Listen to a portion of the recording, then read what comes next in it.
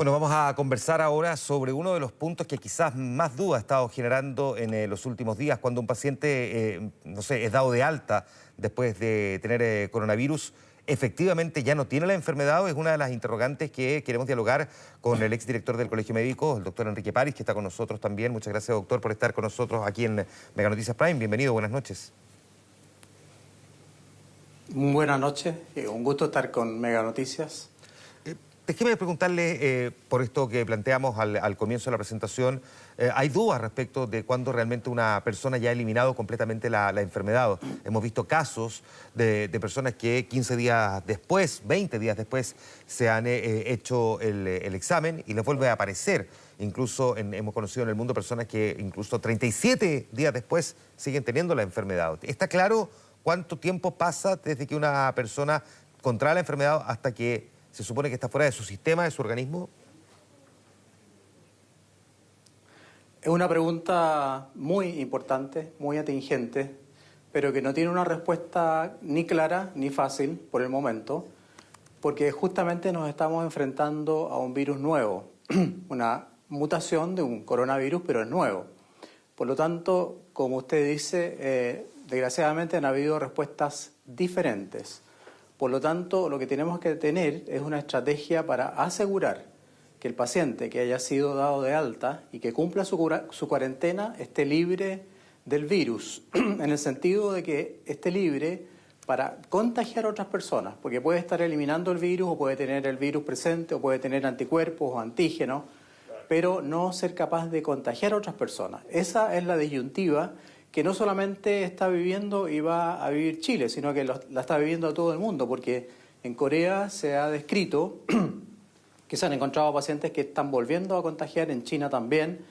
Por lo tanto, vamos a tener que tener una estrategia basada justamente en test que permitan determinar que ese paciente dejó de contagiar aunque esté eliminando el virus. Por el momento, ¿cuál es la recomendación?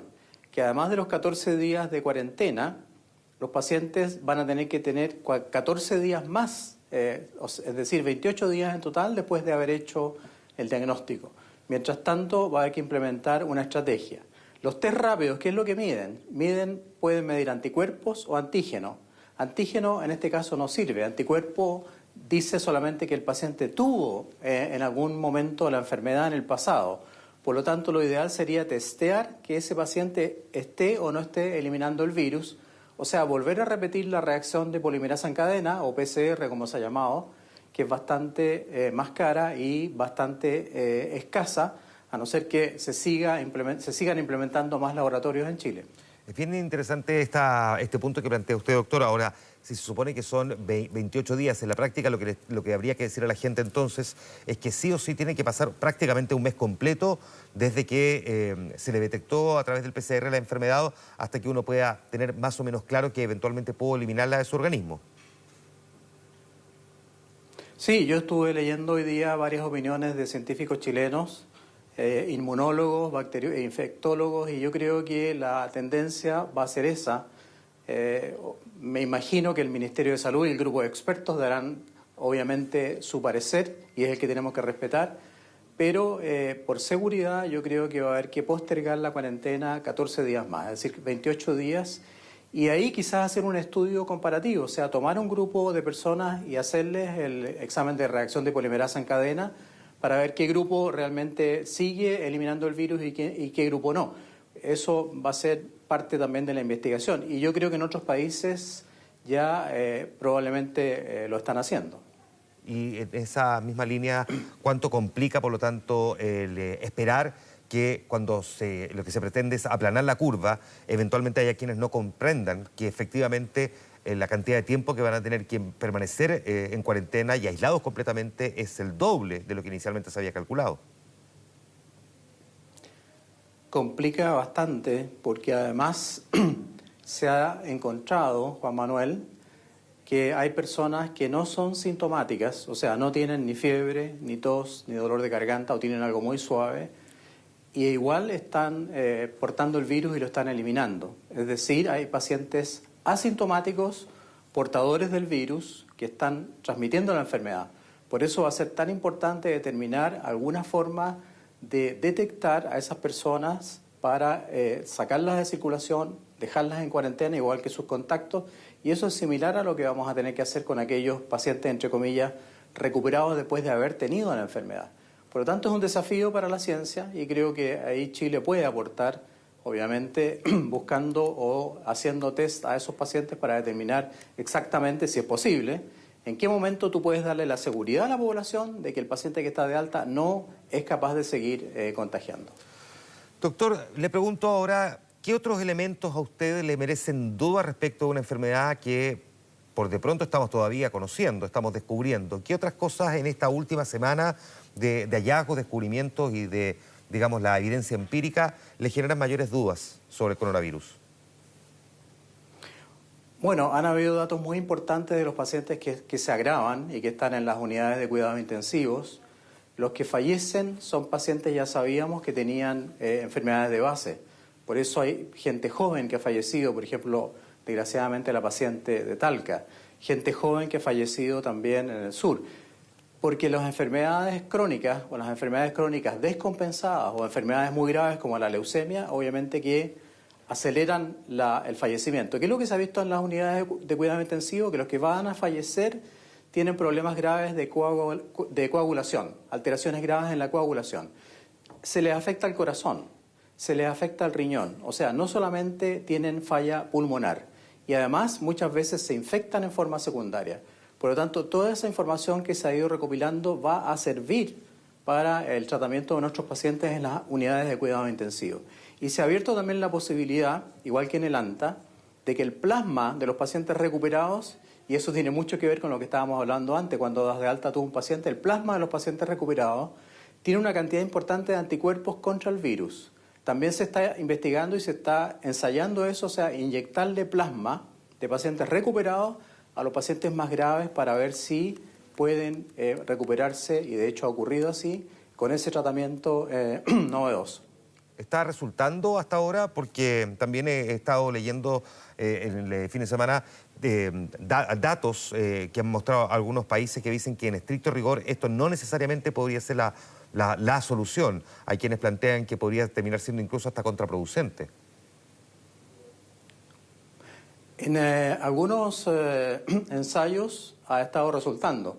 Como es un virus nuevo, como los pacientes están evolucionando en forma muy digamos, difícil de tratar, realmente se produce una tormenta inflamatoria por efecto del virus. No es solamente una neumonía, sino que hay una liberación enorme de sustancias que aceleran la inflamación y eso produce el daño. Obviamente que va a haber que investigarlo bien.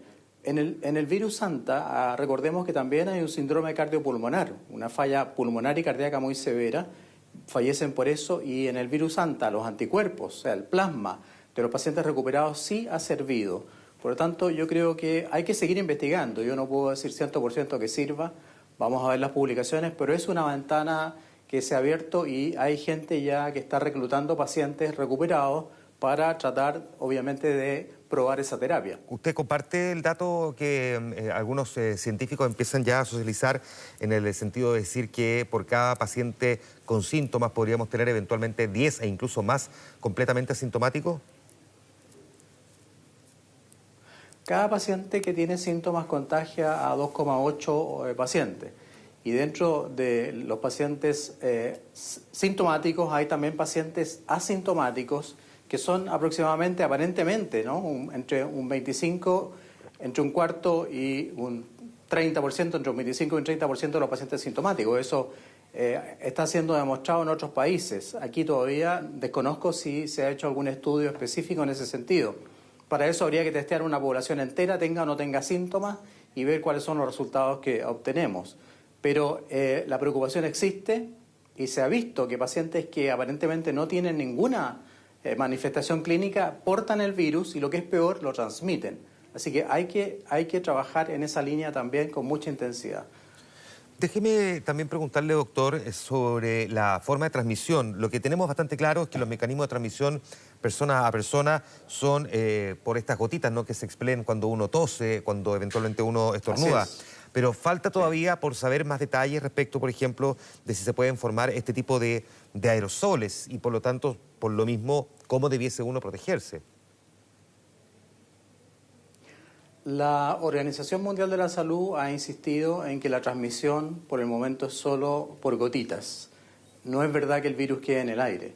Por lo tanto, la recomendación actual en Chile, por ejemplo, es usar mascarilla en todos los transportes públicos, por lo mismo, para los pacientes sanos, mascarillas de uso doméstico, por ejemplo.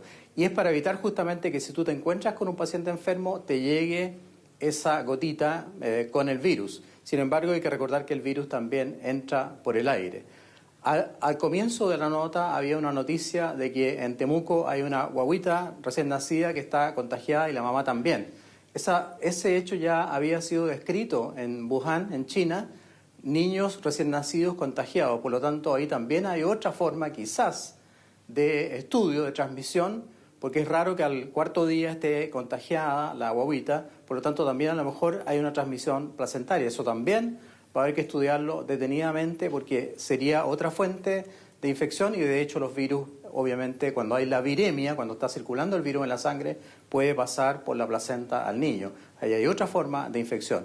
Y obviamente está descrito que el virus puede permanecer algunas horas, 2,5 horas, en superficies, en la secreción nasal o en la secreción bronquial. Por eso se insiste en que la persona cuando llegue a su casa se lave las manos y la persona que tosa o estornuda, tose o estornuda en la manga para no contaminar, por ejemplo, la barra en el metro o en un transporte público, porque otra persona se afirma ahí, lleva la mano a la nariz y se infecta. Esa es la otra vía de infección.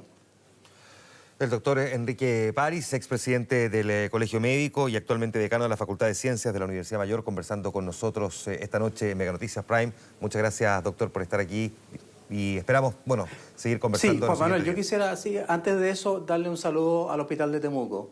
Hoy día, ustedes lo destacaban recién, pero hay una crónica muy bonita en un diario de circulación nacional y creo que la frase con la cual termina la crónica dice: en Temuco la población volvió a sentir el orgullo de la salud pública, volvió a sentirse orgullosa de su salud pública. Yo creo que eso hay que repetirlo, porque hemos estado hablando todos estos días de aplaudir y de felicitar a los agentes sanitarios, a la gente que trabaja en salud, pero esto me gustó mucho, que el pueblo diga que recupera su orgullo en la salud pública.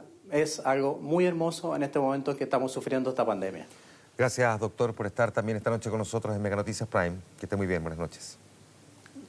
Gracias, Juan Manuel, gracias a Mega Noticias.